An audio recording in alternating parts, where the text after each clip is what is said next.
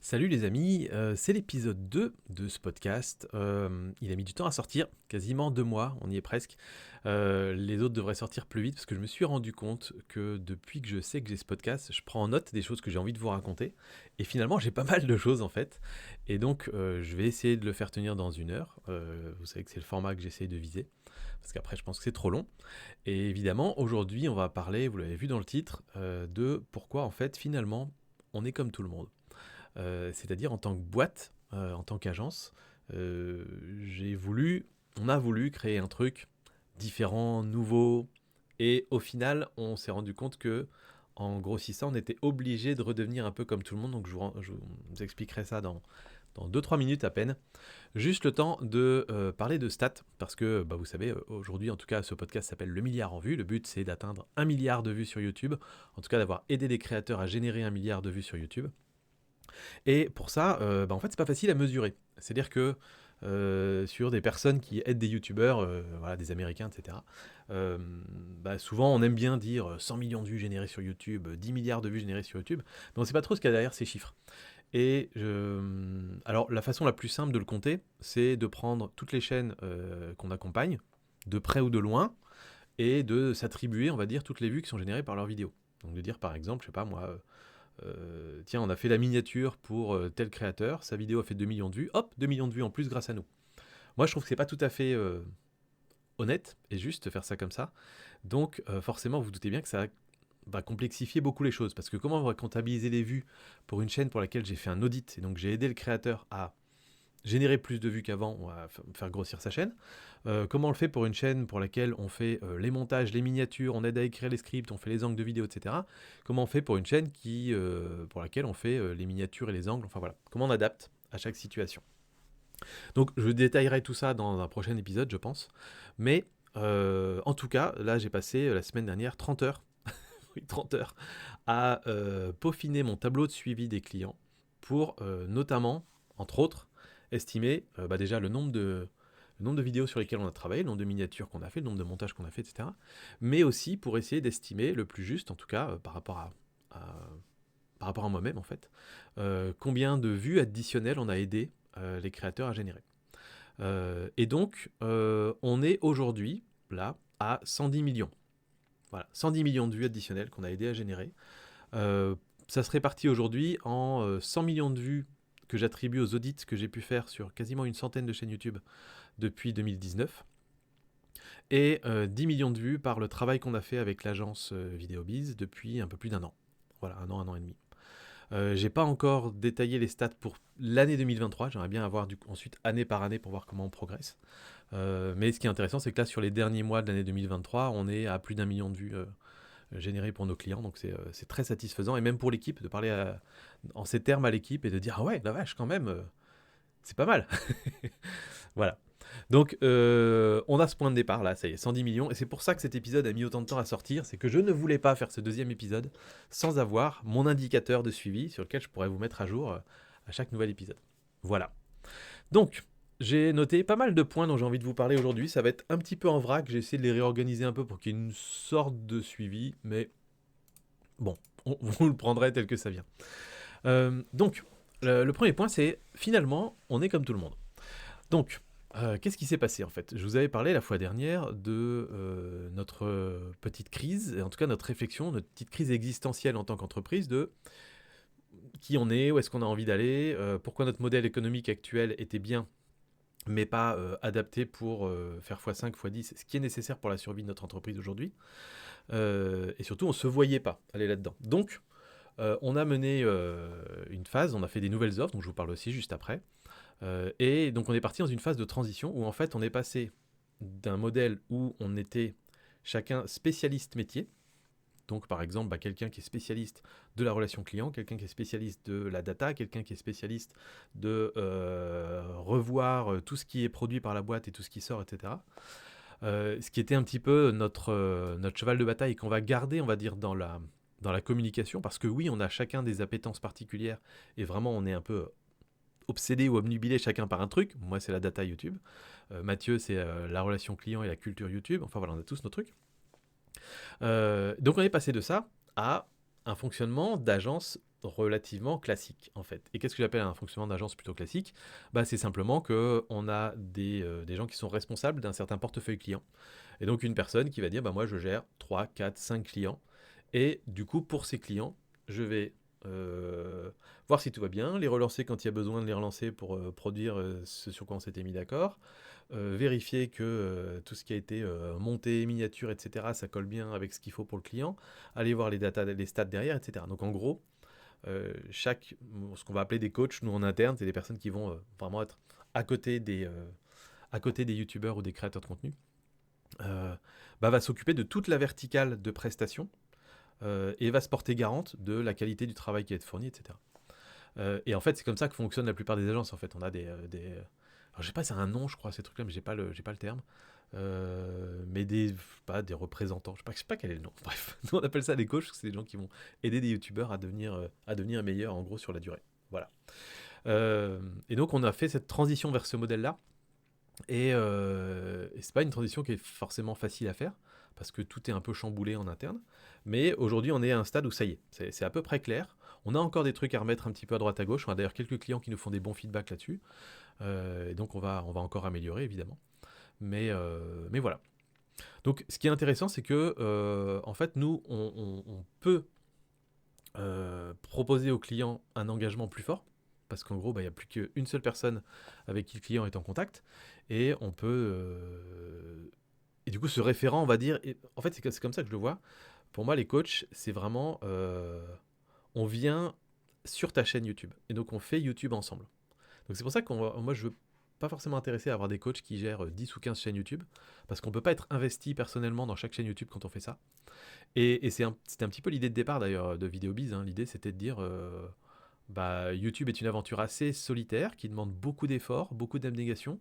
Et en fait, d'avoir quelqu'un à tes côtés avec qui brainstormer, trouver des compétences, vérifier si les montages, les minias c'est bon, analyser la data, etc. et le faire ensemble, c'est le meilleur moyen possible en fait pour bien développer une chaîne. J'en suis convaincu. Donc en fait, maintenant, ça, on le représente vraiment fort. Et ça, c'est vraiment cool. Et on peut garder la possibilité d'appeler des spécialistes si besoin. Donc la partie data en surface, chaque coach peut la faire lui-même. Mais s'il y a besoin d'aller voir un peu en profondeur, hop, hé Sylvain, tu peux venir m'aider là-dessus, j'ai une question, etc. Et je vais creuser le truc et je vais pouvoir y répondre. Donc voilà. Et ce qui est assez intéressant aussi, c'est que pour moi, c'est aussi un peu libérateur, parce que c'est la première fois, parce qu'avant toute la partie review, revoir tous les montages, toutes les minias, tout ce qui sortait de la boîte, vous doutez bien que c'était moi qui le faisais. Et c'est la première fois pour moi en tant que patron de ma petite boîte, je vois plus tout ce que la boîte produit. Je vois pas tout, en fait. Et il y a des trucs qui sortent et je les ai pas vus passer. Et c'est ok en fait. C'est ok et ça demande quand même par contre un bon niveau de confiance dans ses salariés et aussi un bon niveau de confiance dans les process. De se dire si le process est bien suivi, si le salarié est bon, normalement, c'est quali, j'ai pas besoin de passer vérifier. Et en fait, ce qui est assez intéressant, c'est déjà d'observer comment moi je réagis par rapport à ça. Et pour l'instant, en tout cas, parce que j'ai développé ce niveau de confiance, on va dire, ça me va bien. On est en train de faire rentrer aussi des nouveaux coachs dans la boîte, des nouvelles personnes qui sont passionnées de YouTube, passionnées de data et qui aussi ont une expérience de créateur de fou. Alors, ils ont quasiment tous des chaînes à 100 000 abonnés, donc voilà, c'est assez dingue ce qui se passe. Mais il n'empêche, on peut être bon créateur de contenu, mais très mauvais coach. Donc l'onboarding, il est dur chez nous, il prend du temps, ça passe par des audits de chaîne, des stratégies qu'on fait ensemble, et ensuite travailler ensemble pendant quelques semaines, voire quelques mois, jusqu'à ce que moi je me dise, ok, c'est bon, maintenant j'ai confiance, je sais que pour tel type de client, ce coach il est parfait, il va même faire du meilleur boulot que moi, on y va. Et donc voilà, et ce que je trouve assez intéressant, c'est qu'en fait, cette partie de je me détache un peu de l'opérationnel et maintenant mon boulot c'est recruter, former et m'assurer que les process sont bien suivis, c'est là où je trouve que en fait on est en train de construire une entreprise là en fait. Et en fait c'est très différent, très très très différent d'une entreprise solo ou d'un travail de freelance. Parce qu'un travail de freelance en fait c'est cool parce que on est libre, on paye quasiment pas de charges, on n'a pas trop de risques non plus. On peut facturer relativement cher et gagner pas mal, plutôt bien sa vie. Mais on va toujours être coincé par ce côté de je suis le référent pour mes clients et c'est moi qui dois produire ou qui dois me porter garant de la qualité de ce qui sort, etc. Et on peut pas mettre en place des process avec d'autres freelances, etc. Il y a des gens qui essayent, hein. J'en ai vu passer des personnes qui essayent des collectifs de freelance, qui essayent de faire des freelances qui bossent avec plein de freelances, etc. Mais le problème, c'est qu'il y a zéro contrat derrière. On peut pas dire à un freelance quand est-ce qu'il doit bosser, quand est-ce qu'il doit pas bosser. On peut pas lui demander de respecter des process à la lettre, etc. Et surtout, le jour où il se barre, c'est fini. Donc en fait, voilà, c'est assez intéressant de voir ce passage, on va dire, de entreprise solo à vraie entreprise, voilà, à société, on va dire. Et, euh, et j'aime bien. Et je pense que vraiment, il faut le faire pour savoir si ça nous convient. Et moi, je trouve que ça me convient bien. Et en fait, ça vient avec la multiplication des clients, quoi. C'est-à-dire que quand on a 4, 5, 6 clients, ça va encore, en solo ou en freelance. Dès le moment où on en a 15 ou 20, on peut plus tout suivre. Et c'est là où il faut passer et faire cette phase de transition. En tout cas, nous, on l'a faite. Et là, on est vraiment, je trouve qu'on est vraiment bien. Donc, nos nouvelles offres. Alors, c'est des offres qui se concentrent, on va dire, qui se focalisent vraiment sur ce qu'on sait faire de mieux. C'est-à-dire trouver des bons sujets, des bons angles de vidéo qui vont générer de l'intérêt. Trouver ensuite des bons titres et des bonnes miniatures qui vont faire cliquer les gens. Et accompagner les créateurs pour les aider à mieux écrire, mieux tourner leurs vidéos, mieux les monter, etc. Donc la partie où en fait on essaie petit à petit de se détacher. On a des clients pour lesquels on le fait encore évidemment totalement. C'est nos clients un peu premium. Mais pour les nouveaux clients, on va dire, on va essayer de se détacher de plus en plus de la partie script pur. Pourquoi ? Parce que en fait, à chaque fois sur les scripts, à part si on arrive à facturer extrêmement cher, on se casse tout le temps les dents. Parce qu'en fait, faire des allers-retours sur des scripts, c'est sans fin. Ça nous bouffe une énergie folle. Et à la fin, on n'est pas complètement satisfait du résultat. Et les montages, c'était un petit peu pareil. En fait, quand on se met en intermédiaire, on doit forcément prendre notre marge entre un monteur et un créateur. Et finalement, on pouvait passer des fois 3-4 heures sur un montage à faire des allers-retours pour la V1, la V2, la V3, la V4, la V5, à parfois souvent corriger des petites choses qui n'ont pas beaucoup d'importance pour la rétention de la vidéo, mais qui sont nécessaires pour la qualité du rendu final de notre société. Donc les fautes d'orthographe, les transitions qui sont pas très belles, le choix de la musique, enfin tous ces petits trucs-là qui sont pas hyper importants pour le rendu final, pour les perfs en tout cas, pour les performances sur YouTube. Et en fait, on se retrouve du coup à devoir facturer assez cher pour cette partie vérification. Et donc je pense que c'est pas là où on est les meilleurs. Et donc on va nous de plus en plus aider nos clients à trouver un monteur. On peut éventuellement former leur monteur. Mais l'idée, c'est qu'ils passent en direct avec leur monteur et que nous, on n'ait plus ce poids-là, on va dire, pour se concentrer vraiment sur ce qu'on sait faire, c'est-à-dire les accompagner à trouver des meilleurs sujets, etc. Et donc, l'écriture sera un petit peu pareil. Et les formats courts aussi, pareil. Voilà. Donc, bref, je ne vais pas vous faire le dessin complet de ces nouvelles offres. Elles sont super claires pour nous quand on les présente aux clients.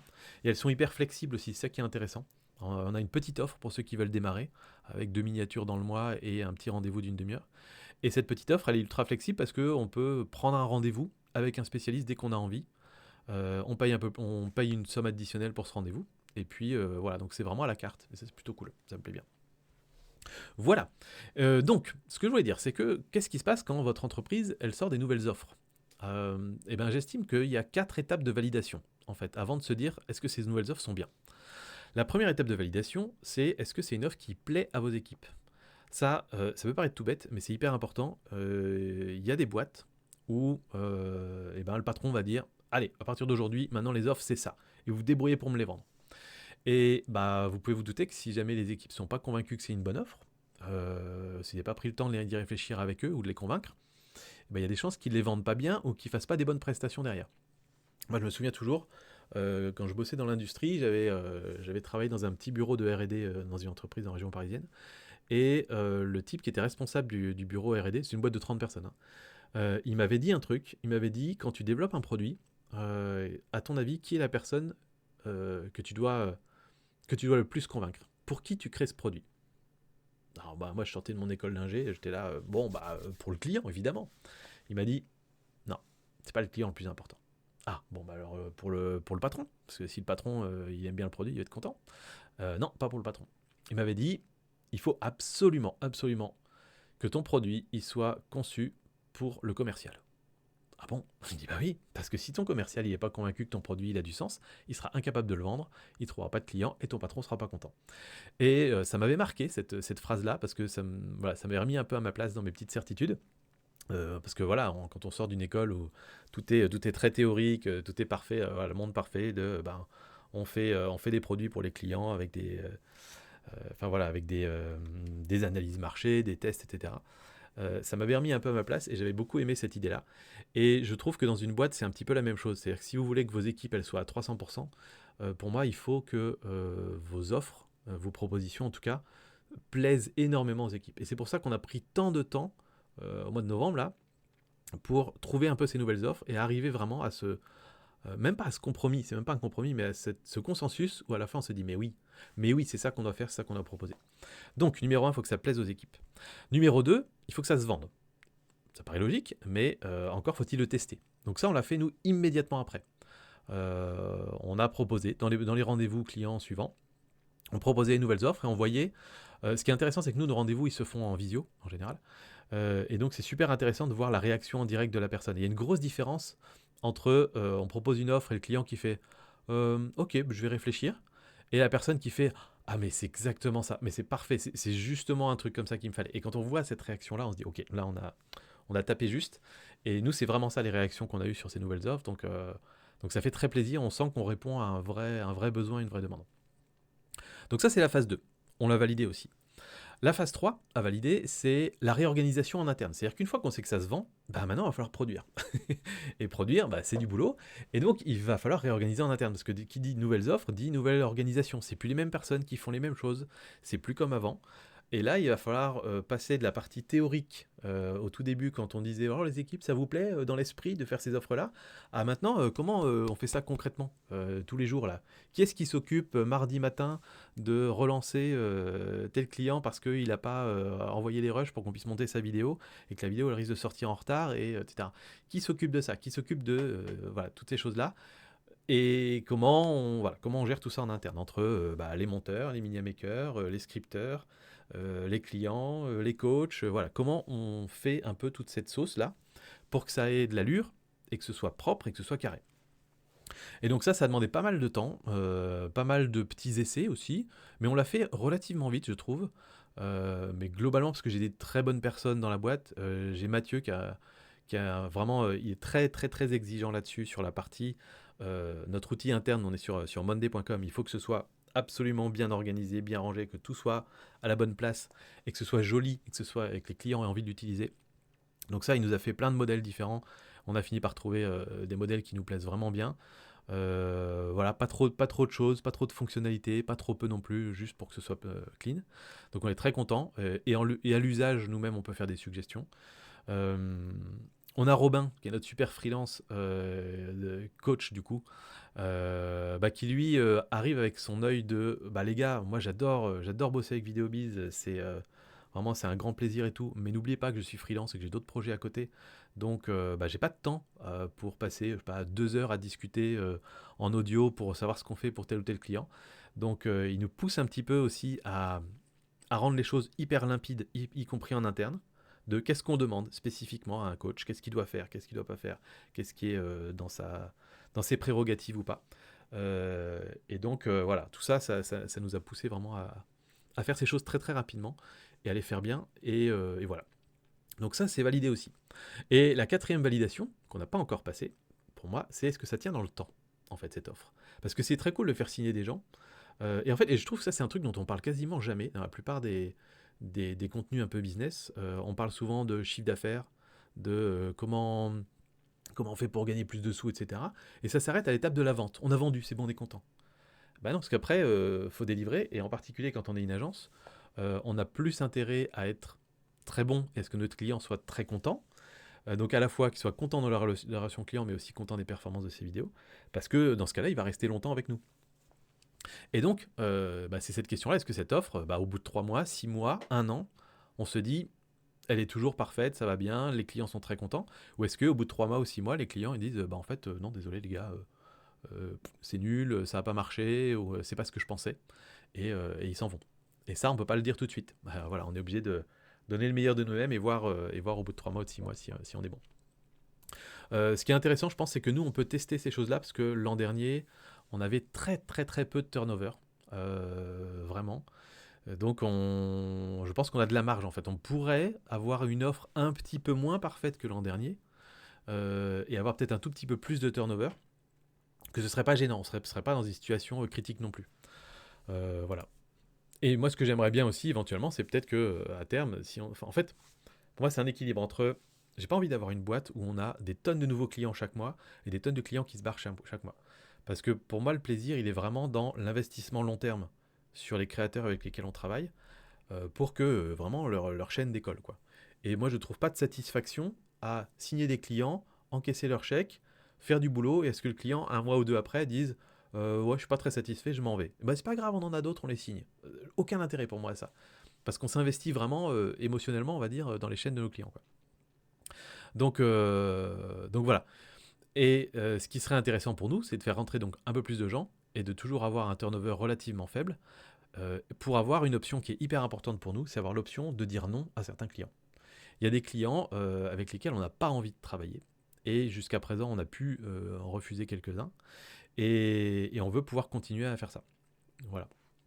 Et éventuellement, avoir l'option un jour, si on a des clients qui sont vraiment casse-bonbons, ou avec lesquels juste ça colle pas en termes de grands principes, en termes de valeurs, bah, de pouvoir leur dire, bah écoute, ça marche pas, on arrête notre collaboration. Et donc pour ça, on a besoin de faire rentrer un petit peu plus de sous quand même dans la machine. Voilà, donc ça c'est toujours une difficulté, je trouve, quand on développe une entreprise, c'est que c'est une liberté qu'on a envie d'avoir, de travailler pour des clients pour lesquels ça nous plaît, mais on peut avoir certaines phases, notamment quand on a des salariés, qu'on doit faire un certain chiffre d'affaires minimum par mois pour payer tout le monde, bah, où on est un peu obligé de travailler avec des clients pas idéaux ou bien qui, sur la durée, ne sont pas parfaits. Après, on a eu des cas inverses aussi. On a eu des clients avec lesquels c'était difficile au début et on a un peu lutté, on va dire. Et pour arriver à un stade où aujourd'hui ça se passe méga bien, ça performe à fond leur chaîne, on a nos process, on a notre façon de travailler, c'est nickel et ça roule tout seul. Donc je sais aussi que c'est possible de le faire dans l'autre sens. Donc il ne faut pas non plus se borner et se dire ah ce client je le sens pas, on arrête tout de suite. Voilà. Tout ça pour dire ça, mais en tout cas, voilà. Si vous avez des nouvelles offres, je pense qu'il y a ces 4 étapes de validation. Étape 1, il faut que ça pèse à vos équipes. Étape 2, il faut que ça se vende. Étape 3, faut que vous puissiez vous réorganiser en interne et que ça aille bien pour tout le monde, y compris pour le côté relation avec le client. Et étape 4, il faut que ce soit une offre qui tienne dans le temps. Point suivant. On est enfin prêt à faire rentrer du client. Et donc ça colle un petit peu avec tout ce que je viens de vous raconter. Comme vous pouvez le sentir, je suis assez content de la tournure que prennent les choses et de la façon dont on a organisé et structuré notre boîte. Voilà, les rôles sont de plus en plus clairs pour les uns et les autres dans la boîte. Le Monday, qui est notre gros cerveau central, on va dire, et notre plateforme pour communiquer avec les clients est super bien optimisée.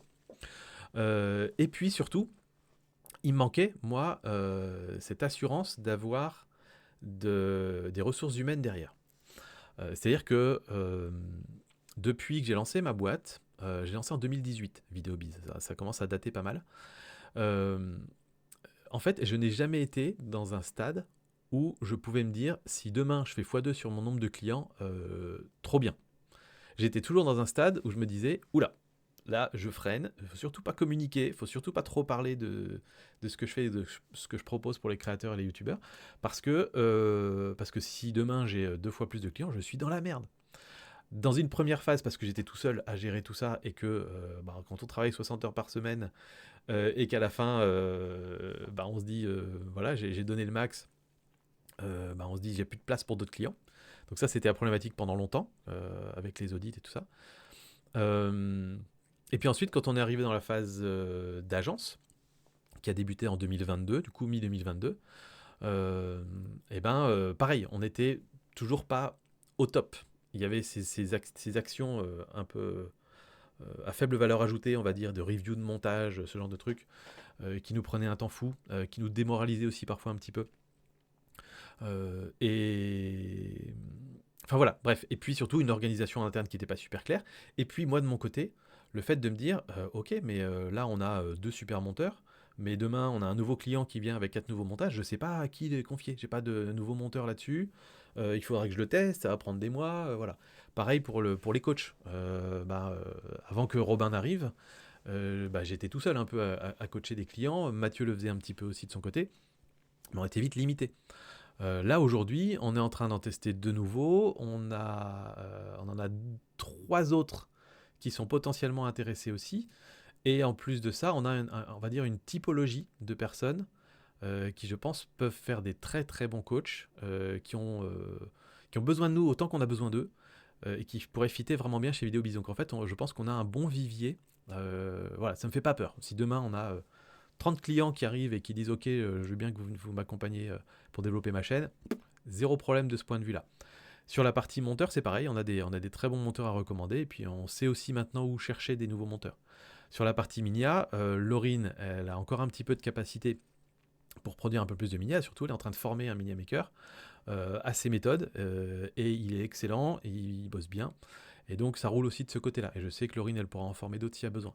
Donc en fait, voilà, toute cette partie, toutes ces craintes de on n'est pas staffé et on est des spécialistes, donc ça va être super dur de recruter des spécialistes et tout, ou de les former, et ben c'est en train de se dissiper par quelques efforts de recrutement, mais aussi quelques efforts de communication. Et donc voilà.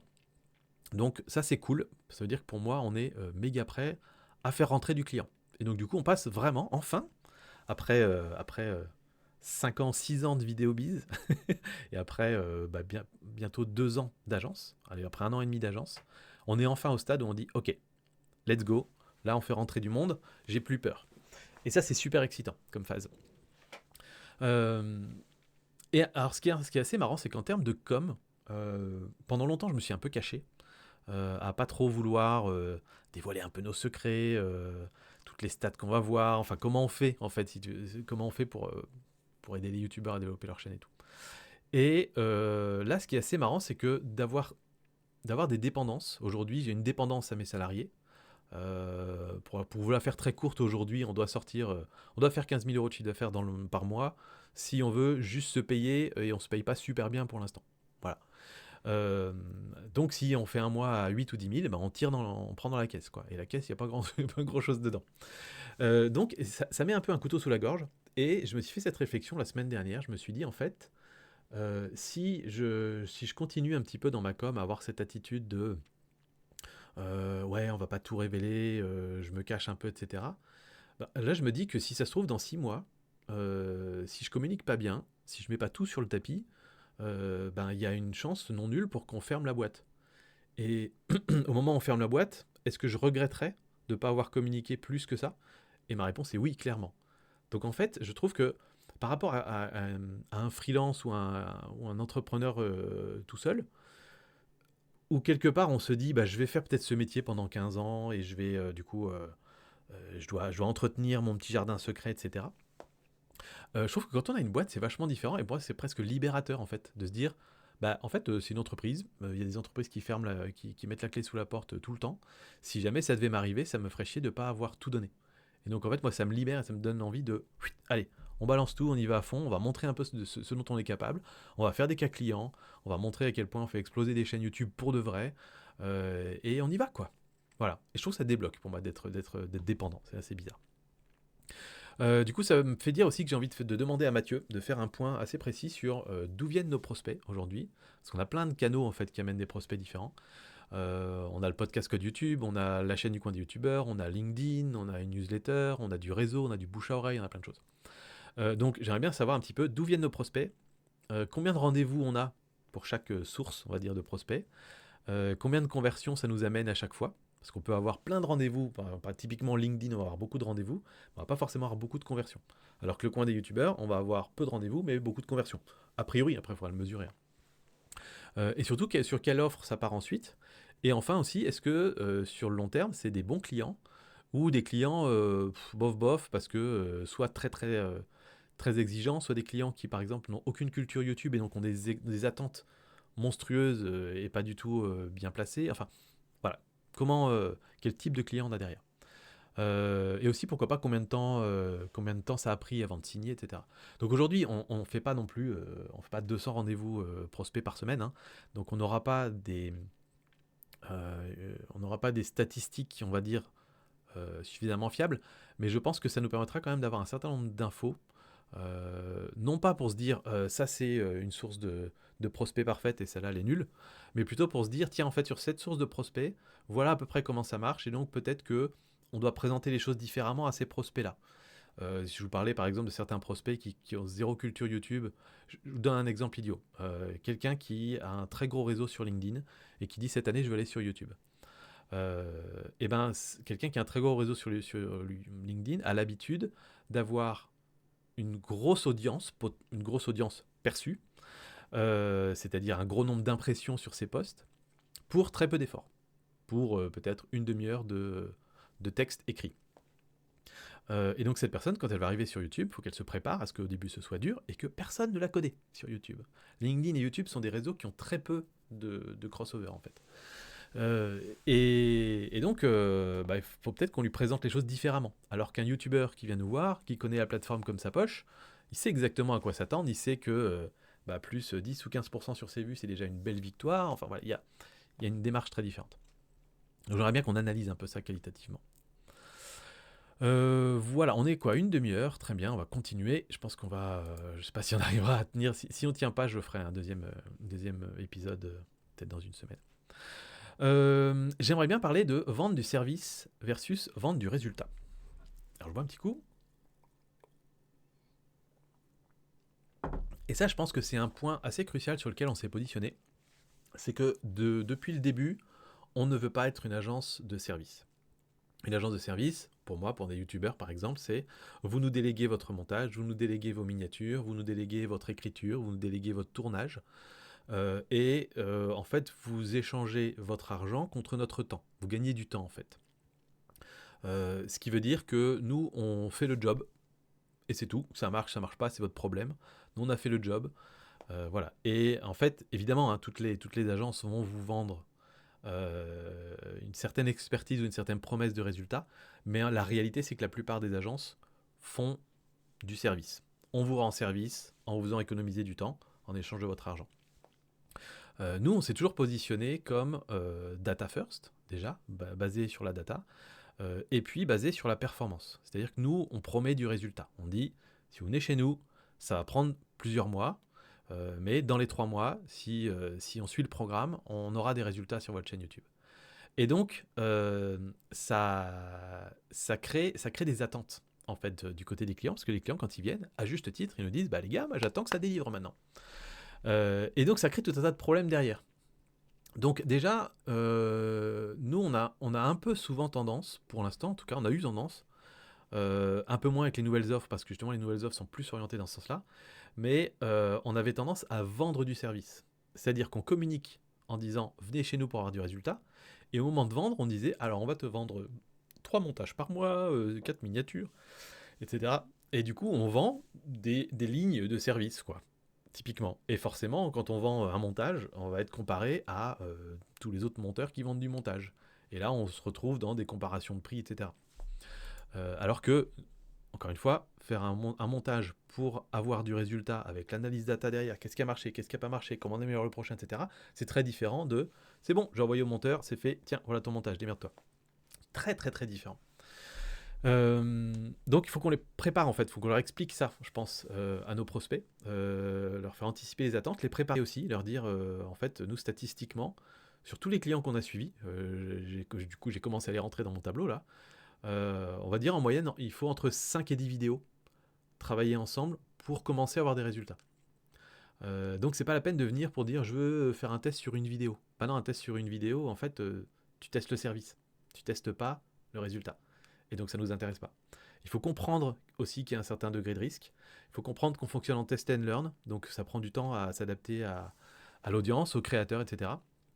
Et donc il faut qu'on parle aussi de nos métriques de progression, comment on fait pour mesurer que effectivement on fait bien grossir la communauté d'un créateur, que effectivement on arrive à augmenter le taux de conversion vers le site internet, que effectivement on arrive à avoir de la viralité, donc selon l'objectif du créateur d'ailleurs, selon qu'il veut développer une communauté, générer plus de trafic ou de ventes, ou générer plus de vues sur ses vidéos. Et donc en fait, nous ce qu'on faisait un petit peu, c'est qu'on vendait du service et on promettait du résultat, quoi. Et donc là, on se mettait un peu dans la galère, à juste titre. Et c'est comme ça qu'on apprend. Et donc résultat, du coup, si nous on veut vendre du résultat, on doit être positionné plus cher, parce que évidemment, c'est pas que le service qu'on vend. Et on doit commencer, je pense, à réfléchir à des offres basées aussi sur un certain système d'intéressement. On l'a pas encore fait parce que ça complexifie pas mal les choses, donc je pense que c'est un peu tôt encore pour penser à ça. Mais ça me paraît assez logique de se dire, tiens, en fait, par exemple, euh, avec toutes les chaînes que j'ai coachées, etc., et j'ai pas mal aussi étudié tous les modèles économiques autour de la création de contenu sur YouTube, j'arrive assez justement à estimer un revenu pour 1000 vues selon les types de créateurs. Un revenu global, pas un revenu AdSense, pas un revenu publicitaire.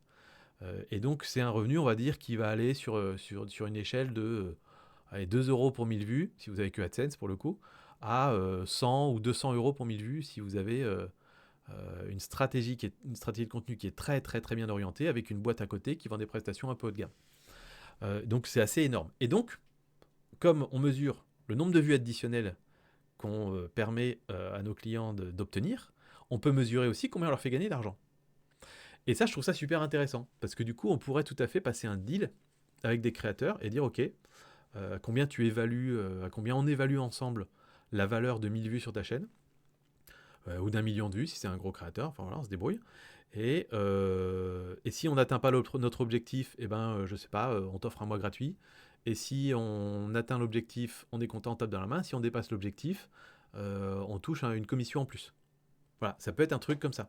Et en vrai, pour une boîte qui promet du résultat, ça peut être assez intéressant comme modèle économique. Donc pourquoi pas, un truc à tester, mais pas tout de suite encore, mais voilà, on y réfléchit. Voilà. Ensuite, je voulais vous parler du recrutement chez VideoBiz, qui est un recrutement un peu bizarre. Et je suis assez fier d'avoir un recrutement bizarre. Déjà, comme on est créateur de contenu avant tout, voilà, moi j'ai une belle communauté sur le coin des youtubeurs.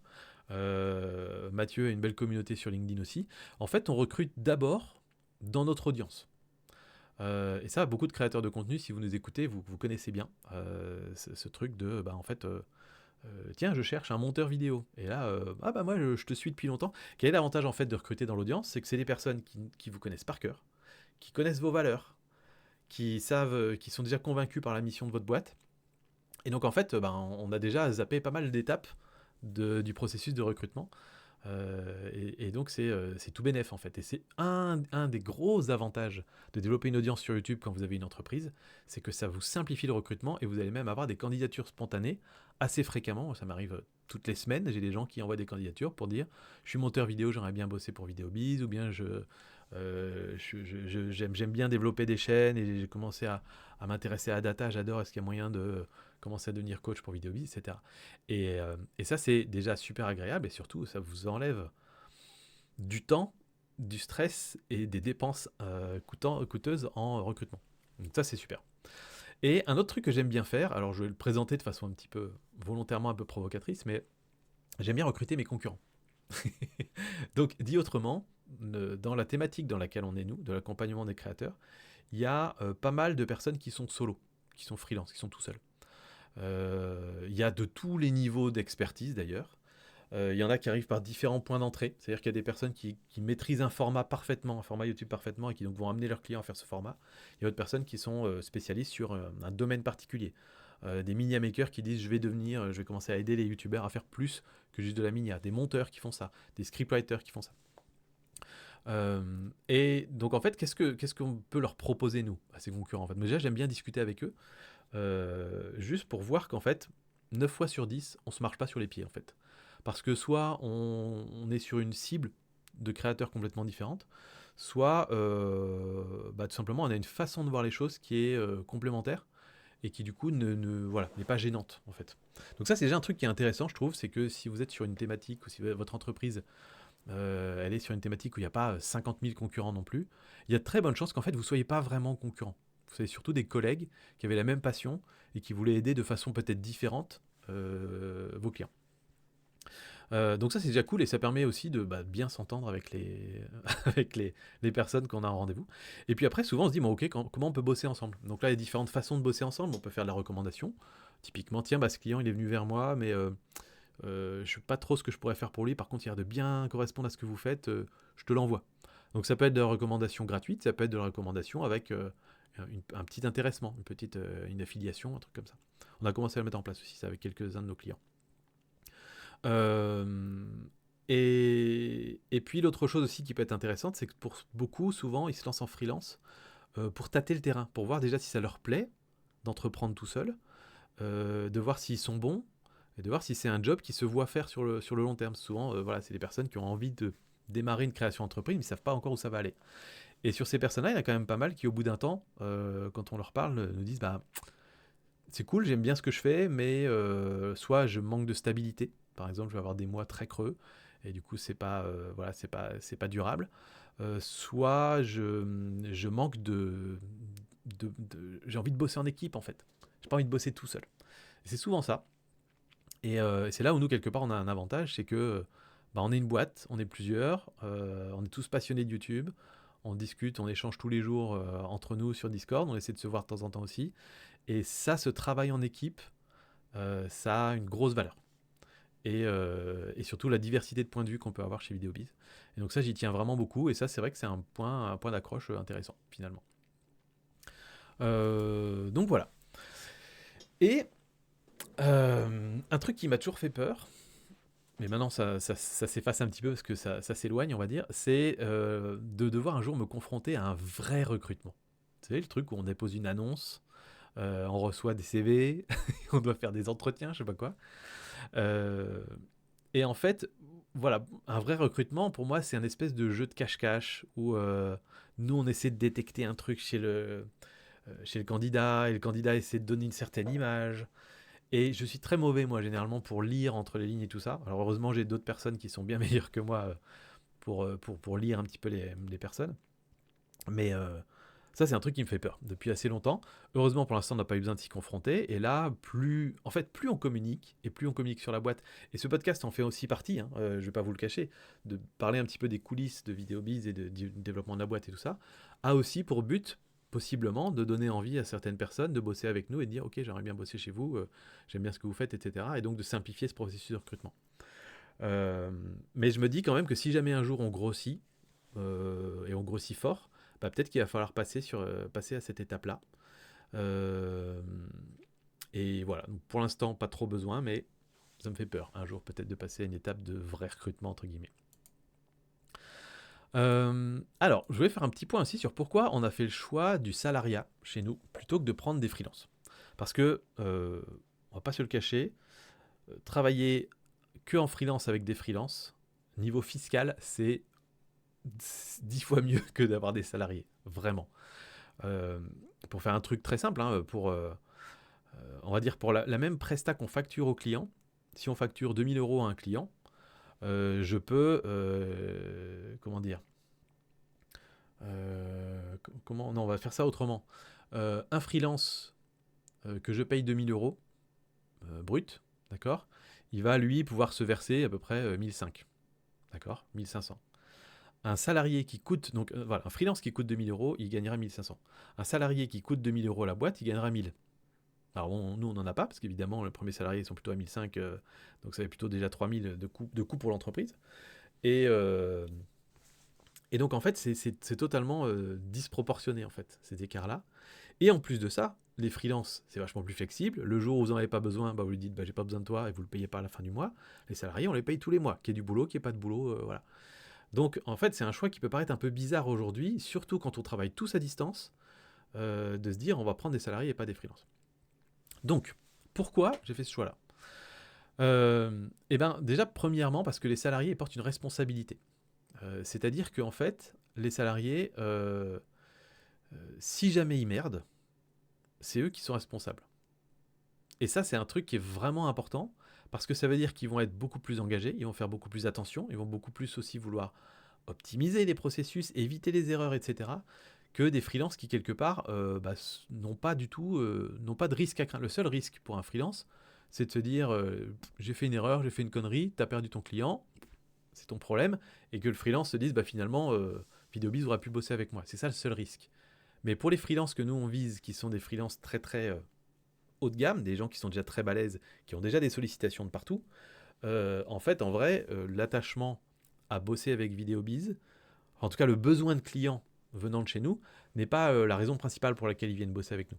Donc en fait, si demain ils perdent un client pour nous, euh, eux ça leur fait ni chaud ni froid, ils peuvent continuer à bosser de leur côté. Donc ça voilà, c'est un risque.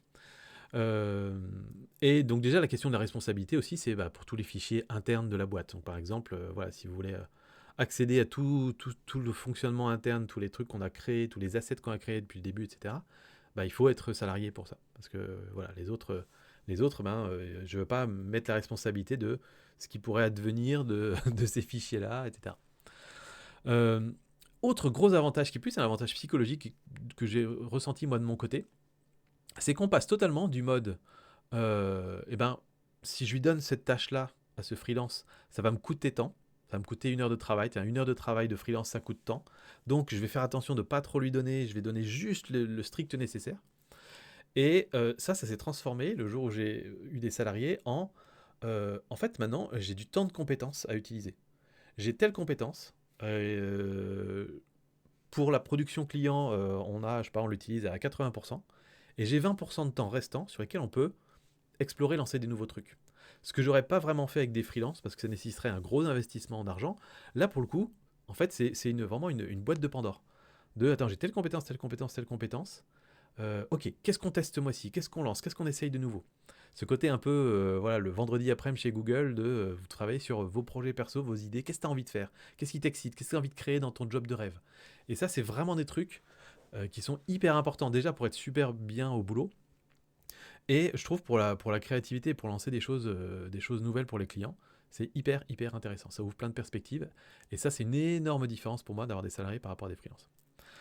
Et donc, malgré tout ça, comme je vous disais, on commence quand même à travailler avec des freelances. Alors, j'appelle ça des freelances de luxe. C'est-à-dire, c'est des freelances qui ont déjà. C'est pas des freelances, on va dire, qui disent je viens de me lancer parce que j'ai besoin d'une activité, etc. Donne-moi tout ce que tu peux me donner, Samira.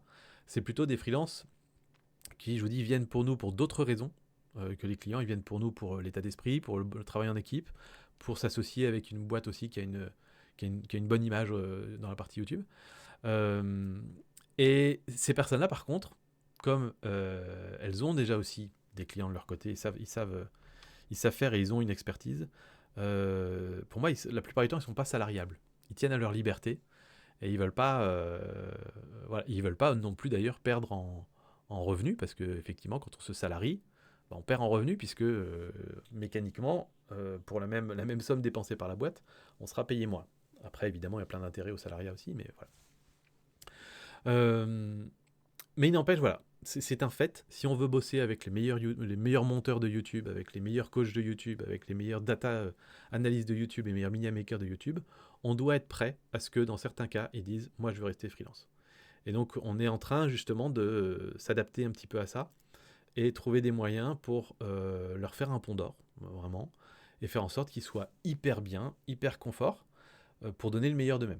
Après, ça ne veut pas dire qu'on ne peut pas avoir certaines exigences vis-à-vis d'eux, parce qu'on a aussi nos clients derrière à gérer, et on ne peut pas faire tout et n'importe quoi, donc il faut délivrer. Mais c'est là aussi où je trouve l'organisation de notre boîte, elle est faite de telle manière que c'est séduisant pour des freelances à venir bosser avec nous, et ça me plaît aussi beaucoup. Donc voilà, ça nous force vraiment à ce que tout soit hyper carré, hyper clair, et là, Robin nous aide pas mal aussi là-dedans en ce moment. Voilà un petit peu, donc ça c'était pour les trucs, on va dire, vidéobiz, dernier développement, etc. Après, j'ai quelques autres petites remarques.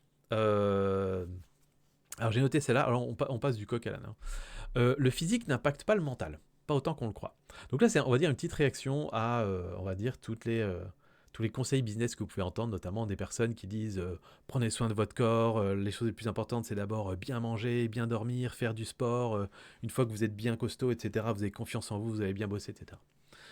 Donc, ce que je veux dire par là, c'est que oui, d'accord, si je mange mieux, si je dors et si je fais du sport, je serai peut-être un petit peu plus productif. Je ne serai pas 50% plus productif. Absolument pas. Je serai peut-être 10% plus productif, 15%. Mais il y a un truc qui va rendre mon boulot beaucoup, beaucoup plus productif aujourd'hui, pour moi, en tant que papa, que mari, etc. C'est la vie des gens qui m'entourent. Et ça va impacter 50 fois plus mon mental que de manger un petit peu plus de légumes ou d'avoir été à la salle de sport. Et en fait, moi, depuis toutes ces années, j'ai appris à travailler, même dans un état où je suis pas parfait, en fait, dans un état où j'ai mal au bide, où j'ai pas bien dormi la nuit, etc. J'ai appris à travailler dans ces conditions-là parce que c'est mon état normal en fait. Tous ceux qui ont eu des enfants le savent. Les nuits, les nuits où vous dormez pas, les gamins qui ramènent des maladies de l'école. Enfin voilà, vous connaissez tous les trucs. Euh, et donc en fait, moi, comment dire, j'ai un côté où je n'arrive pas à m'identifier à ces entrepreneurs qui sont 100% focus sur eux-mêmes, sur leur corps, le sport, les douches froides, la méditation, les machins comme ça. Je veux pas juger, je vais pas dire que c'est du bullshit et tout, parce que c'est des choses que je n'ai pas expérimentées moi-même. J'ai pas essayé un mode de vie où pendant 2 heures tous les matins, je prends mon petit thé détox, ma douche froide, je vais faire du sport et je vais méditer pendant 20 minutes. J'ai jamais fait ça. Mais il y a une raison très particulière pour laquelle je ne l'ai pas fait, c'est que moi, mon focus principal, il n'est pas sur moi et mon corps. Mon focus principal, il est sur mes proches, sur l'avenir, et l'avenir de la boîte, l'avenir de ma famille, etc. Et ça, je sais que ça va avoir un impact sur mon mental beaucoup plus fort que juste manger un peu mieux, etc. Et donc et voilà, et je vous dis ça en tant que gros couillon qui prend pas soin de lui, qui fait pas très attention à ce qu'il bouffe, etc. Donc évidemment que j'aimerais bien le faire. J'aimerais bien, moi, un jour, prendre un peu plus soin de mon corps, etc. Mais c'est pas en haut de ma liste de priorités pour l'instant. Voilà. Donc, un jour, j'aspire évidemment à arriver à ce stade-là, parce que ça veut dire que j'aurai plus que cette petite optimisation de 10-15% à aller chercher. Mais aujourd'hui, il y a plus important, et s'il y a des priorités et que les gens de ma famille sont pas bien, tout ça, c'est ça qui va passer avant, parce que je sais que ça aura un impact plus fort sur ma productivité au boulot. Vouloir bosser pour des gens meilleurs que soi. Ça, c'est un truc que je trouve assez impressionnant. On a discuté avec une certaine Laura, qui a communiqué un petit peu sur LinkedIn et qui écrit des scripts de vidéos. Et Laura Desmerlet, d'ailleurs, si vous voulez aller voir ce qu'elle fait, c'est assez impressionnant. Laura, elle fait des scripts pour Fabien Olicard, pour Jamy Épicurieux, entre autres. Et quand on a discuté avec elle, on s'est dit, waouh, elle doit avoir une expérience de fou dans l'écriture de scripts de vidéos, etc., pour avoir ce genre de clients. Et Laura nous a juste dit, bah non, j'avais très envie de travailler avec eux. Je leur ai envoyé un message. Euh, Fabien Olicard m'a dit, t'es dispo pour venir sur Paris demain et tout? Ouais, pas de problème, je prends le train, j'arrive. Et voilà. Et voilà comment elle a commencé à bosser avec. Et ça m'inspire de fou, vous imaginez même pas. Parce que c'est un truc où en fait, je trouve si on se met dans la peau si je me mets dans sa peau, moi, ça me fait flipper en fait de faire ça. C'est un truc qu'on aimerait faire, travailler avec des gros youtubeurs, etc. Mais je trouve, on se trouve en permanence des excuses. En tout cas, moi, je me trouve des excuses. Euh, C'est-à-dire, qu'est-ce qui m'empêche, moi, demain, de contacter Squeezie ou l'agent de Squeezie et dire, tiens, voilà ce qu'on peut t'apporter, viens, on fait un test, on commence à bosser ensemble. Techniquement, rien on m'en empêche, en fait. Mais je pense qu'il y a une question d'ego là-dedans, qui est importante quand même, parce que euh, on aimerait d'une certaine manière que, surtout chez les créateurs de contenu, en fait, plus on crée du contenu et plus on crée de l'attention, des gens qui amènent de l'attention vers nous. Et ça, c'est flatteur pour l'ego. Et donc, en fait, on se dit, moi, voilà, dans mon rêve, je communique tellement bien, et tout le monde connaît tellement bien VideoBiz et le coin des youtubeurs et tout, qu'un jour, Squeezie dit, hé les gars, j'ai envie de bosser avec vous. Et là, mon ego, il se porterait vraiment très très bien. Je serais très très fier, voilà. Alors que quelque part, je me dis que si je le contacte, c'est un peu moi qui viens. J'ai l'impression que c'est quémandé, mais c'est pas ça. C'est du simple commercial. Squeezie, il y a autre chose à faire que de regarder mes petites vidéos et mes petits posts LinkedIn et écouter mes podcasts. Donc peut-être qu'on correspond exactement à ce dont il a besoin aujourd'hui. Voilà. Et probablement que si on le contacte, on a 100 fois plus de chances de bosser avec lui. Et donc c'est ridicule en fait de se mettre ce genre de barrière finalement. Mais aujourd'hui, c'est un peu plus fort que moi. Et donc d'avoir voir Laura qui fait ça, je me suis dit, waouh, c'est stylé quand même. Bref. Euh, Et donc, tout ça pour dire que voilà, Laura, elle s'est dit, moi je veux bosser avec des gens meilleurs que moi. Et elle démarre en bossant pour des gens hyper, hyper balèzes. Et du coup, elle progresse à toute vitesse. Et ça, nous, on l'a vu un petit peu chez nous. On a plusieurs clients. Je ne sais pas si je peux les citer, mais c'est des clients qui ont des chaînes à 500 000 abonnés, 200, 300 000 abonnés, qui sont assez références dans leur domaine et qui sont ultra exigeants avec nous. Et parce que c'est des clients qu'on aime beaucoup, et on croit énormément à la mission de leur chaîne et tout ça, on accepte de passer énormément de temps pour travailler pour eux, à un degré où c'est évidemment pas rentable en termes de temps, mais parce qu'on progresse énormément et on devient bien meilleur. Pour ça, ça implique deux choses. Il faut le prendre avec humilité. Il faut se dire, ok, même si On essaie peut-être d'avoir cette image de spécialiste, etc. On n'est pas forcément les meilleurs dans tout. Voilà, on a une cliente qui nous a fait bosser sur ses titres et miniatures. Pour vous donner une idée, c'est une cliente à laquelle je fais beaucoup référence dans les audits, quand je fais des audits pour des clients. Et je leur dis, tiens, tu veux voir à quoi ça ressemble des bons titres et miniatures de quelqu'un qui fait ça parfaitement, va voir cette chaîne. Et ben c'est elle. Et elle est venue nous voir pour dire, vous pouvez pas m'aider pour faire mes titres et miniatures. Voilà, pour donner un petit peu le niveau du truc. Et on a un peu la même chose, ou même carrément la même chose, pour l'autre client. Là, je peux en parler. C'est Yann Leonardi, je sais qu'il veut bien qu'on parle du fait qu'on travaille ensemble. Yann, c'est quelqu'un que j'admire depuis très longtemps pour l'écriture de ses textes, la façon dont il arrive à nous intéresser à des sujets qui ne nous intéressent pas de base, pour nous amener vers du marketing et tout ça. Et puis des montages incroyables. Et Yann, il vient nous voir en nous disant j'ai besoin que vous m'aidiez à trouver des bons angles de vidéo, à aider à structurer mes vidéos, faire les bons textes, etc. Et à faire mes montages. Voilà. Donc, bah, c'est là où c'est intéressant aussi de s'entourer de gens passionnés. C'est que moi, mon monteur, il a dit ok, j'accepte le challenge, je vais progresser. Il a pris sur lui aussi, il s'est formé aussi. On apprend des nouvelles méthodes, des nouvelles façons de faire. Et voilà, mon monteur est devenu bien meilleur grâce à Yann. Notre media maker est devenu bien meilleur grâce à l'autre cliente. Et voilà, et c'est génial. Et en fait, c'est pour ça que je dis essayer de bosser pour des gens meilleurs que soi. C'est vraiment un truc, je trouve, qui est une belle aspiration. Et pour moi, c'est d'ailleurs aussi un critère dans l'autre sens. C'est-à-dire que des gens qui s'entêtent, on va dire, à travailler pour des clients faciles, des clients qui vont pas être chiants, qui vont payer facilement, et voilà. Je sais que c'est des personnes qui vont pas avoir cette niaque pour progresser, pour devenir meilleur. Et du coup, ça m'intéresse moins, finalement. Voilà, en fait, bosser pour ceux qui sont moins bons, en tout cas, on a un peu moins d'intérêt. C'est là on va essayer peut-être un peu plus de processiser les choses, etc. Sauf si on a des personnes qui sont vachement à l'écoute et qui sont prêtes à prendre nos suggestions. En fait, voilà, des clients qui débutent, qui connaissent pas bien YouTube, mais qui nous disent je suis ultra motivé, j'ai compris l'intérêt que je pouvais en tirer, et les gars, je vous fais confiance, allez-y, dites-moi quoi faire, je le fais. Ça, c'est génial. Et là, on fait des trucs magiques avec des personnes comme ça. Par contre, des personnes qui débutent ou qui ont une petite chaîne YouTube et qui, en fait, constamment veulent mettre des bâtons dans les roues en disant non mais je vais vous expliquer, c'est pas comme ça qu'on va procéder en fait les gars. Alors je sais que vous voulez faire ça, mais moi pour d'autres raisons je veux pas.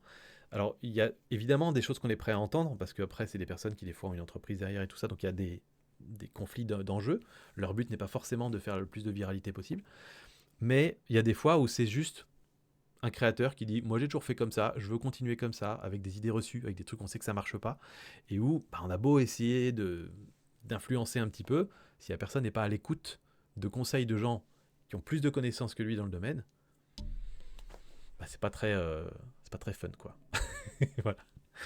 Donc voilà, en gros, essayez de travailler pour des gens qui sont meilleurs que vous ou des gens qui sont ultra motivés, qui respectent vos compétences. Ça c'est super super chouette.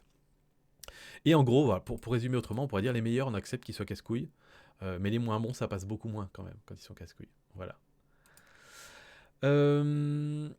On va arriver bientôt au bout d'une heure. Je pense qu'on va pousser un petit peu. Je vais finir un peu. J'ai quelques points encore. On va aller jusqu'au bout. J'envie les gens qui ont l'argent comme indicateur principal pour leur boîte. Je commence à écouter de plus en plus de podcasts d'entrepreneurs, de trucs comme ça. Voilà, essayer de me former un peu à ça aussi parce que ben, chef d'entreprise, ça s'apprend sur le tas. Et donc si je peux avoir des insights à droite à gauche, je le prends. Et quasiment à chaque fois, leur indicateur de performance, c'est le chiffre d'affaires de l'entreprise. Ou la marge, enfin voilà, mettez ce que vous voulez derrière, mais c'est l'argent. Et je les envie parce qu'en fait, c'est hyper facile de prendre des décisions basées sur cet indicateur. De se dire, bon, en fait, ça me coûte combien de tester cette idée-là?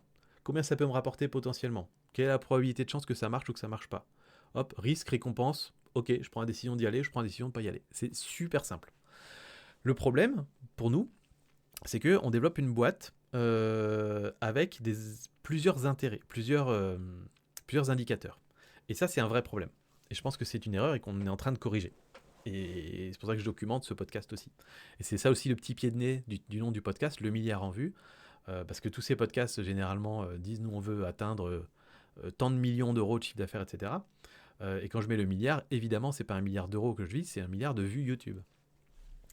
Et donc, en fait, chez nous, en fait, les indicateurs sont multiples. On a un indicateur qui est difficile à mesurer, évidemment, mais c'est le bonheur des salariés. Moi, je veux que les salariés soient bien, que ce soit leur job de rêve, en fait. Je sais que ça peut paraître un peu bullshit, et aujourd'hui, on est que 3 dans la boîte, donc, enfin 3 salariés à temps plein. Donc, pour nous trois, ça veut dire qu'il faut absolument qu'on soit tous raccords sur ce qu'on fait, etc. Mais hors de question qu'on soit dans une boîte où je dise, maintenant c'est comme ça, que ça te plaise ou que ça te plaise pas, tu le fais. On n'est pas du tout parti dans une boîte de ce type-là. Ce qui pourrait être mieux pour le chiffre d'affaires, voilà, éventuellement. Mais en tout cas, non. Bonheur des salariés. La survie de la boîte. Aujourd'hui, on est encore à ce stade-là. La satisfaction client, hyper important pour nous. Et on veut aussi garder cette image de on veut être les meilleurs dans ce qu'on fait. On va avoir cette image publique de si tu veux bosser avec les meilleurs, tu vas avoir Vidéobiz. Et du coup, quand on a tous ces indicateurs différents qui se mélangent pour prendre des décisions, et ben on finit en fait par plus prendre de décisions du tout. Parce qu'on a trop de trucs qui se mélangent, c'est pas clair en fait. Et donc c'est ça qui nous a amené à... Alors déjà, peut-être pourquoi c'est pas l'argent l'indicateur principal chez nous. Pour une raison assez simple en fait, c'est que on n'a pas monté cette boîte pour faire de l'argent. Moi j'ai déjà eu des jobs auparavant, je gagnais correctement ma vie.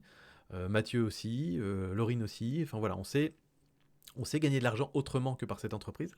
Et donc la raison qui fait qu'on a lancé cette entreprise, c'est pas l'argent. On veut pas devenir super riche. On a tous nos vies. Globalement, on est bien. On a nos petites familles et tout. On n'est pas besoin d'être millionnaire. Pas envie en tout cas. En fait, je faisais un peu le parallèle, mais à 20 ans, tu lances une boîte en te disant je vais la faire la plus grosse possible et je vais devenir milliardaire. À 60 ans, tu lances une boîte en te disant alors je veux que ce soit 100% adapté pour moi, machin, moins d'emmerde possible avec les clients, etc. du moment que c'est parfait pour moi. Et nous, on est au milieu. On lance une boîte à 40 ans, un petit peu avant 40 ans. Et donc, en fait, on a un peu les deux. On veut évidemment faire un truc un peu gros. On veut faire une boîte qui se développe, qui a de l'impact sur les gens. Mais on veut aussi faire une boîte dans laquelle on se dit, nous, on se voit potentiellement travailler dans cette boîte pendant 10 ans. Et donc, d'où ce truc de, il y a un peu les deux, quoi. Et donc, voilà, qu'est-ce qu'on a choisi, nous, comme indicateur? Notre indicateur principal, c'est le nombre de vues générées pour nos clients par mois. Donc, le nombre de vues additionnelles, selon les petites formules dont je vous ai parlé au début de l'épisode. Ce qui veut dire, par exemple, qu'on va peut-être privilégier des clients qui sont déjà gros ou des clients qui ont du potentiel pour devenir très gros, par rapport à des clients qui sont tout petits et qui par exemple, vont payer cher, mais qui disent, nous, on s'en fout de faire des vues, tout ce qu'on veut, c'est faire quelques vidéos pour les héberger sur notre chaîne YouTube. Et donc, en fait, je trouve ça plutôt pas mal parce que ça coche pas mal les différentes cases. Parce qu'on s'est rendu compte vraiment qu'on avait plus de satisfaction, beaucoup plus de satisfaction quand la vidéo d'un de nos clients décolle que quand on signe un nouveau client, par exemple. Donc ça, c'est un indicateur fort, en fait. Nous tous dans l'équipe, on est plus motivés par yes, cette vidéo, elle décolle, elle marche, ça y est, enfin on y arrive, on a trouvé la petite formule et tout, plutôt que yes, on a un nouveau client. Et ça en dit long quand même, je trouve, sur l'état d'esprit qu'on a dans cette boîte. Ça veut dire aussi que si on génère beaucoup de vues, normalement pour la survie de la boîte on est pas mal parce qu'il faut qu'on parle du coup plus des cas clients, etc. Les clients sont contents, donc satisfaction client au top. Et pareil, l'image d'être les meilleurs, travailler avec des youtubeurs toujours plus gros et les aider à développer leur vue, on est toujours bon aussi là-dessus. Ou bien faire éclore des nouvelles chaînes. On est parfait là-dessus. Donc en fait ça colle vraiment bien à tout et du coup on a un indicateur très clair, le nombre de vues qu'on génère par mois, et je vous ferai le point dans ce podcast à chaque épisode. Donc tout ça pour dire qu'en fait, on a fondé une société de darons. En fait. Alors Laurie n'est pas daron, elle est même pas daronne, mais Mathieu et moi on l'a fondé un petit peu comme ça. Robin lui aussi est daron. Et on a tous des femmes qui sont super épanouies dans leur métier, qui sont même très successful, on va dire. On a tous des enfants. Et en fait, quelque part, je me dis que c'est beaucoup plus solide. Alors peut-être je vais voir les trucs qui m'arrangent, hein, mais j'ai l'impression que c'est beaucoup plus solide de créer une boîte quand on est tous dans une situation plutôt stable et posée, situation familiale, personnelle, etc. Et en fait, notre façon de vivre va pas évoluer radicalement dans les 10 prochaines années. Contrairement quelque part à ceux qui vont démarrer une boîte très très tôt. Alors, si vous voulez entreprendre et que vous êtes très jeune, lancez-vous le plus vite possible. Là, je ne vais pas du tout à l'encontre de ça. Hein. Vous allez tellement apprendre, voilà, c'est incroyable. Mais il y a un risque quelque part à démarrer une boîte à 20 ans ou 25 ans, c'est qu'en fait, vous êtes dans une situation temporaire en fait. C'est-à-dire qu'il y a un jour, peut-être, vous allez acheter une maison, vous allez faire des travaux, et un jour, vous allez peut-être vous marier, un jour, vous aurez peut-être des gosses, un jour, vous aurez peut-être... Enfin voilà, vous avez plein de choses qui vont vous arriver dans votre vie hors boulot, qui va faire changer votre quotidien, en fait. Et il va falloir être prêt à faire une transition dans votre vie et tout ça, en emmenant votre boîte dans cette transition. Et ça, c'est une difficulté supplémentaire que, quelque part, nous, on n'a pas. Voilà. Et de la même manière, d'ailleurs, si vous démarrez pendant que vous êtes au chômage aussi, un truc comme ça, c'est une période où c'est plus facile de démarrer une activité parce que vous avez beaucoup de temps disponible, par exemple. Donc il y aura une transition aussi à faire là-dessus. Donc voilà, c'est une petite remarque que je trouvais intéressante. Point suivant, on vit dans nos biais et ça nous aide à vendre. Alors, qu'est-ce que je veux dire par là?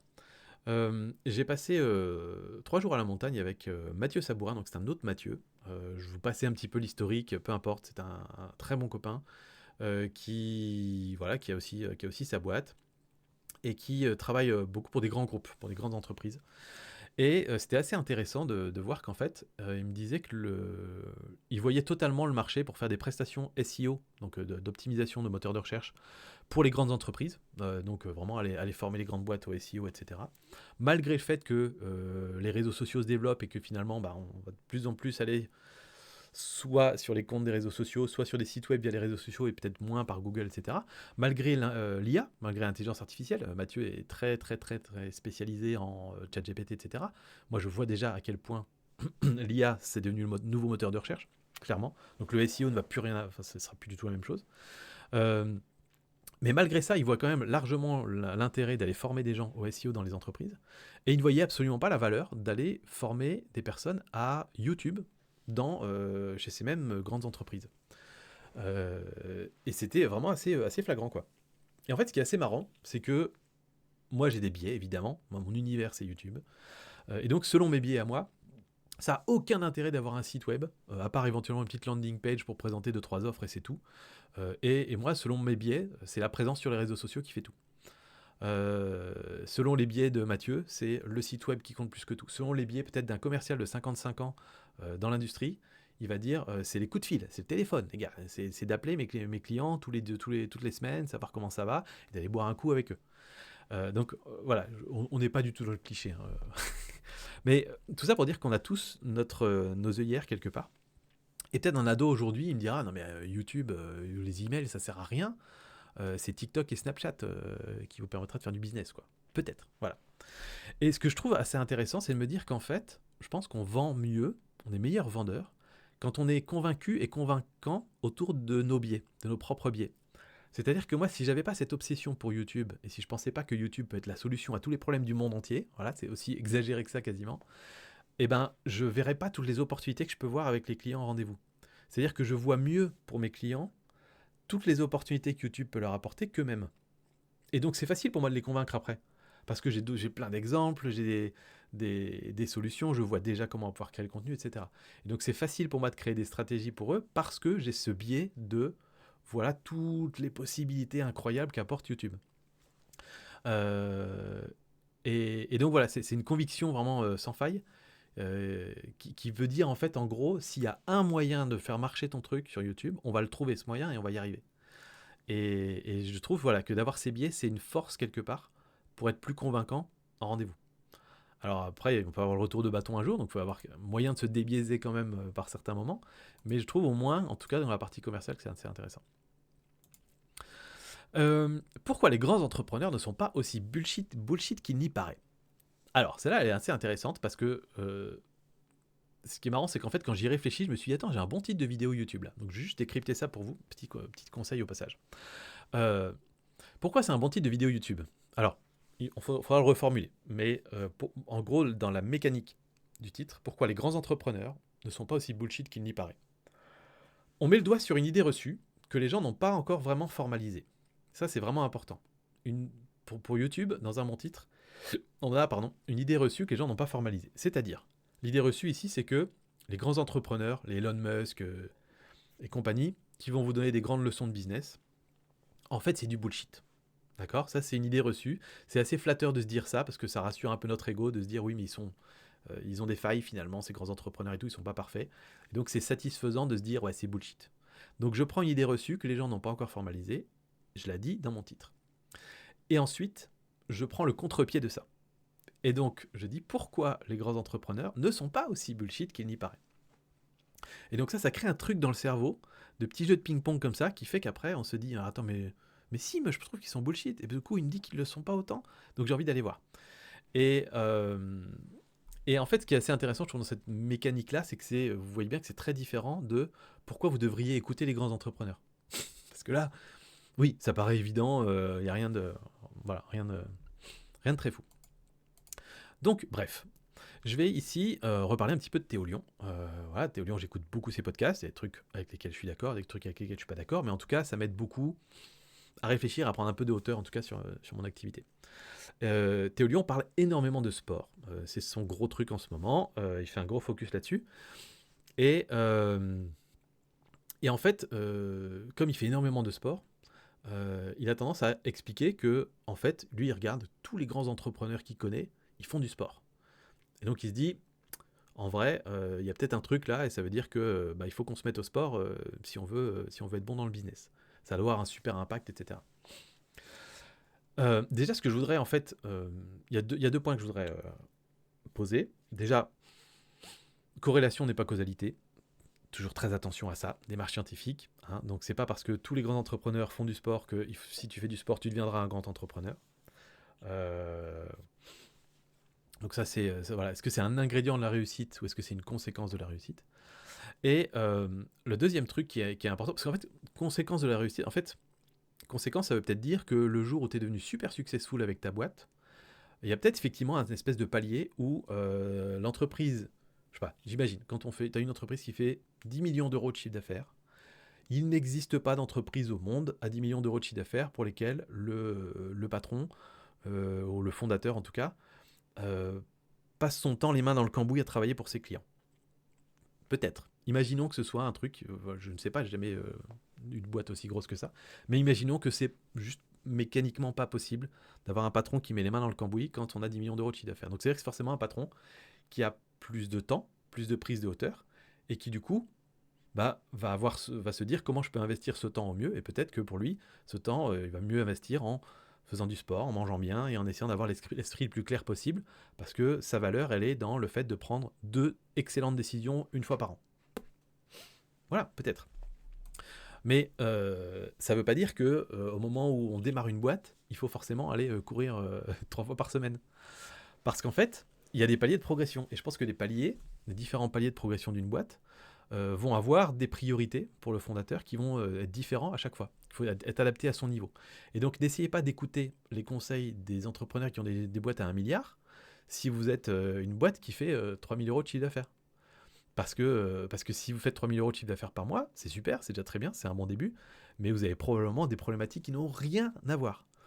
Ça ne vous viendrait pas à l'idée d'écouter les conseils de Lewis Hamilton si vous deviez apprendre à conduire une voiture pour la première fois.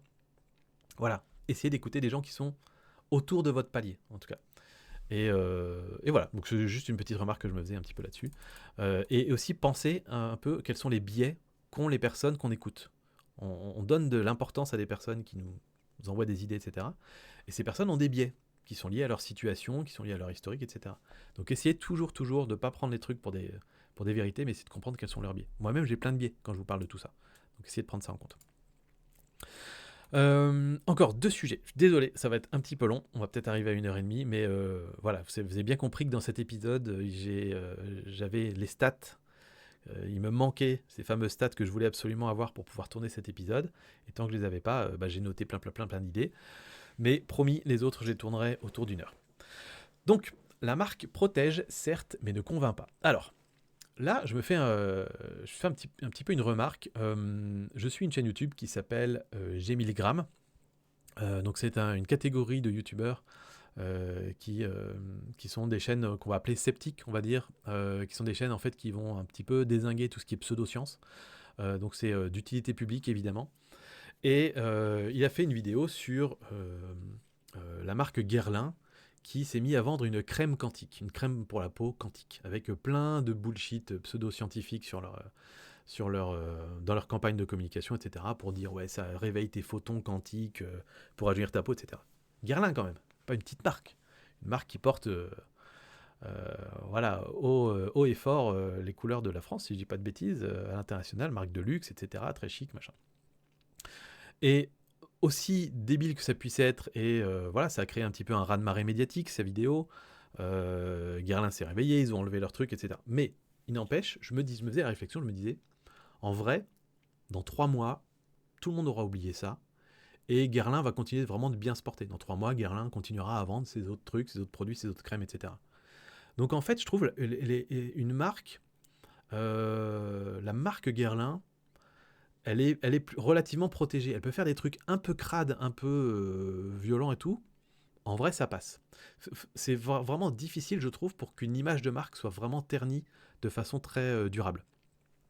Et je me faisais la réflexion à l'inverse que, bah, par exemple, ceux qui ont la trentaine et plus se souviennent de Paco Rabanne. À une époque, il annonçait la fin du monde.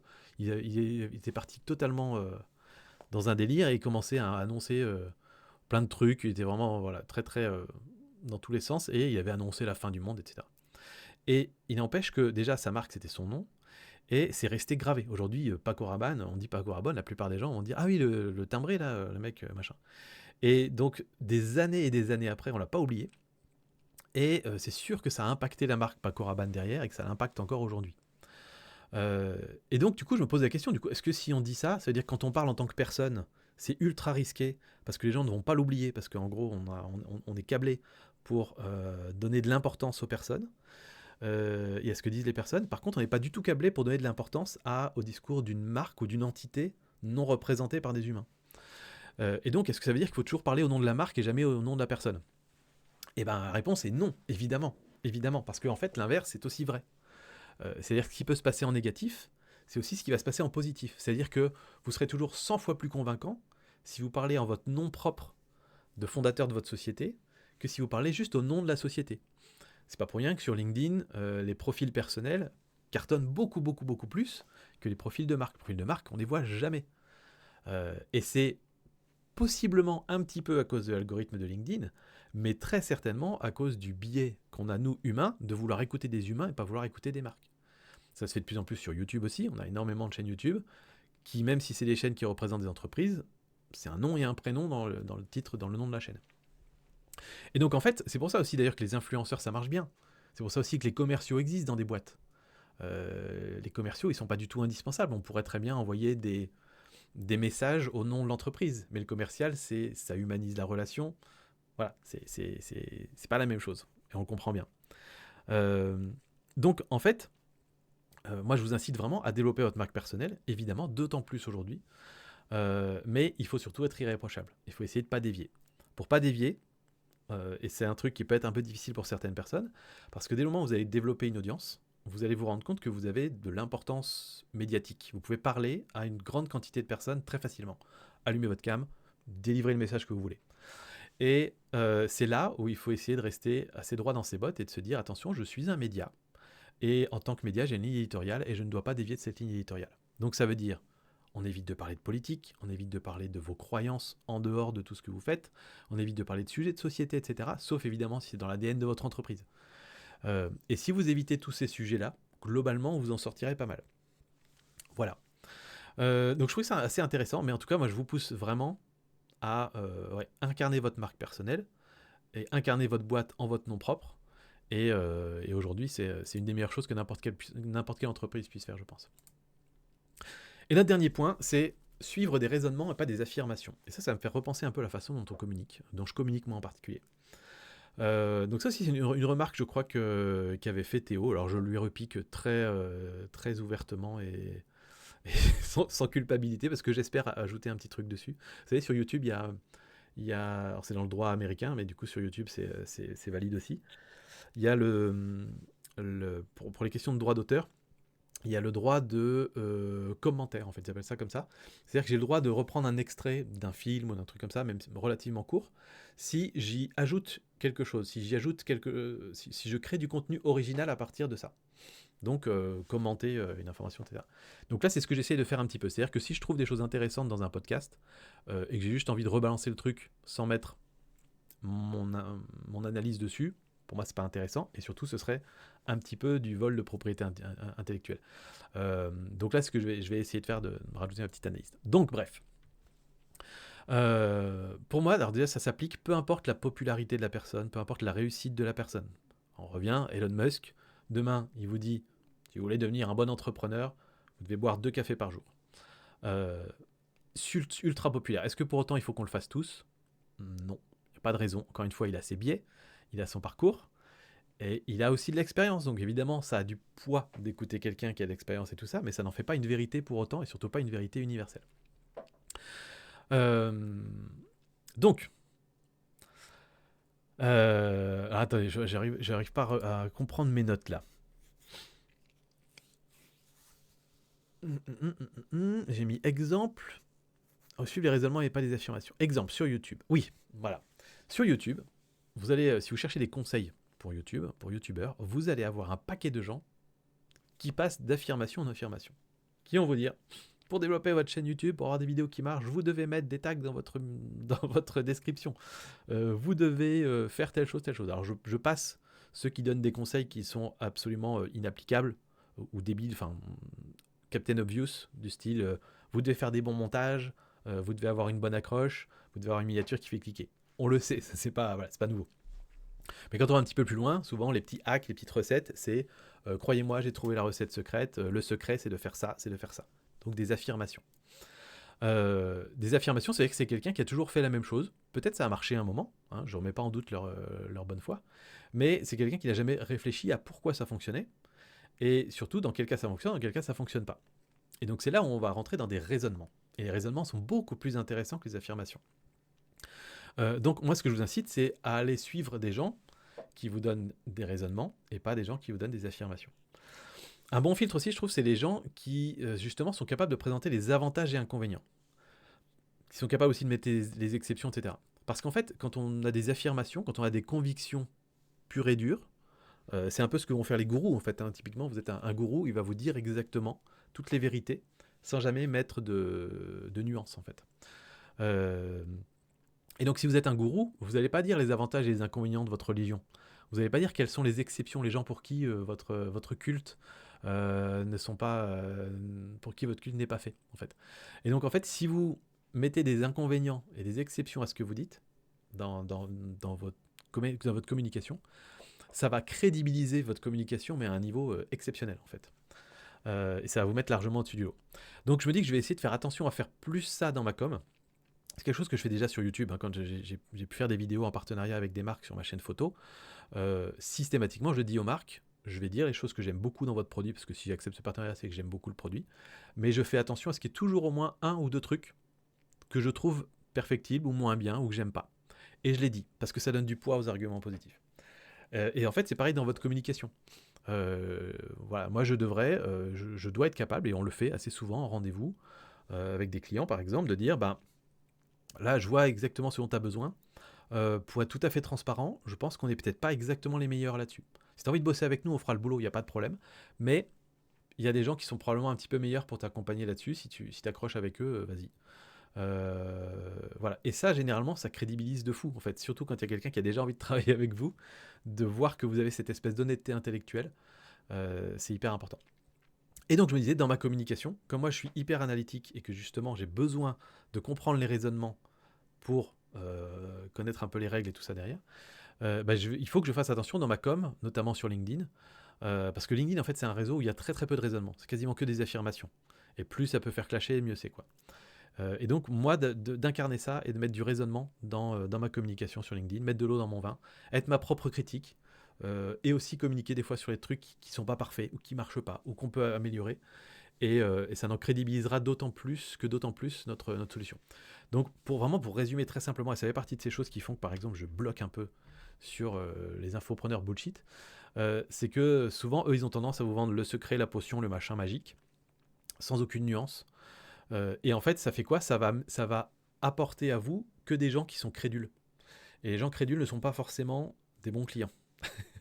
Parce qu'ils vont être crédules pendant un temps, et puis à un moment, ils vont dire « Ok, voilà, j'ai compris, je me suis fait avoir. » quoi. Et après, vous allez avoir du mal à dormir. Enfin, j'espère, si vous êtes un peu quelqu'un avec un peu d'honnêteté intellectuelle.